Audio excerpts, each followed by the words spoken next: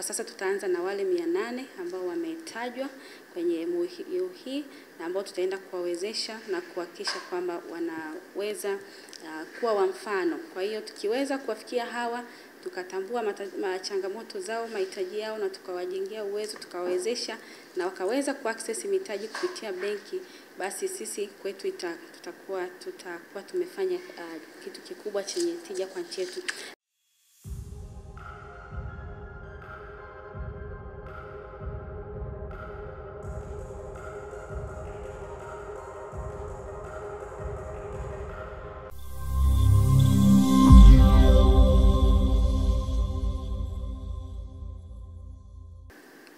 Ni kwamba tunakwenda kwanza kufanya utafiti wa pamoja, kuangalia hali halisi, ni changamoto zipi ambazo wanawake na vijana walioko kwenye sekta hii ya kilimo na mnyororo mzima wa sekta ya kilimo wanakutana nazo wanapokuwa wanahitaji mitaji. Lakini kuangalia gaps, kuna skills gaps za aina gani pia wanahitaji, kwa sababu wanaweza wakawa wanahitaji mitaji kwa maana ya mikopo, lakini pia bado wana maeneo ambayo tunahitaji kuwajengea uwezo. Kwa tutakapokuwa tumefahamu yale mahitaji, basi kwa pamoja na benki tutashirikiana kuandaa mitaala, kuwapa elimu, lakini kuwasaidia na kuwakuza kupitia program za mentorship, malezi, lakini pia tutaandaa pia kwa pamoja na kuwajengea uwezo na kuandaa kuweza kukopesheka. Tunatarajia kwamba kupitia fursa ambazo zinatolewa na benki hii ziweze kuwanufaisha wafanyabiashara ambao pia wengi ni wanachama wa TWCC.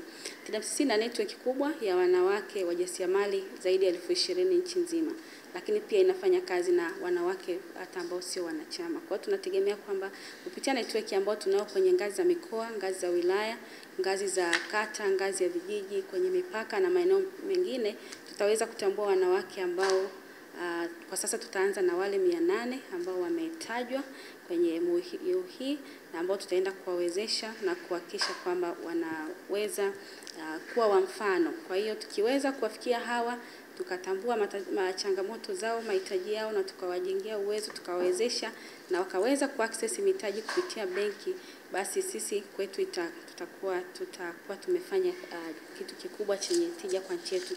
Lakini kikubwa tunatambua kwamba serikali imekuwa ikiboresha zaidi uwezeshaji kwenye sekta ya kilimo.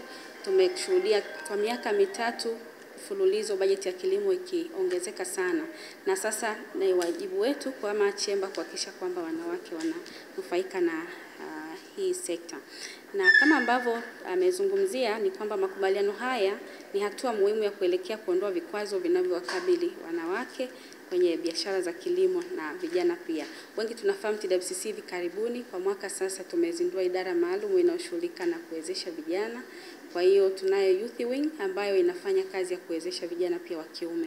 Kwa hiyo TWCC bado ni taasisi inayowezesha wanawake, lakini tumeamua kuchukua pia kundi la vijana na kuwasaidia kupitia fursa ambazo zinapatikana kwenye chama hiki. Sisi tutaweza kuhakikisha kwamba wanawake na vijana ambao wako kwenye mnyororo mzima wa sekta ya kilimo, uvuvi na ufugaji tunawafikia kwa urahisi, kwa sababu malengo yetu makubwa sisi Benki ya Maendeleo ya Kilimo ni kuhakikisha kwamba tunatoa huduma kwa wakulima, lakini na kwa minyororo mizima value chain yote ambayo inahusisha wakulima, kuna mifugo na uvuvi, lakini na kwenye biashara tunasema agriculture and agribusiness. Kwa hiyo ule mnyororo wote mzima end to end. Tunaamini kabisa sisi Benki ya Maendeleo ya Kilimo kwamba tukiweza kuwawezesha wanawake na vijana na kuwafikia kwa ile njia bora ambao ni kwa uharaka zaidi, basi sisi tutaweza kutimiza ile dhamira yetu ambao tumejiwekea kuweza kutoa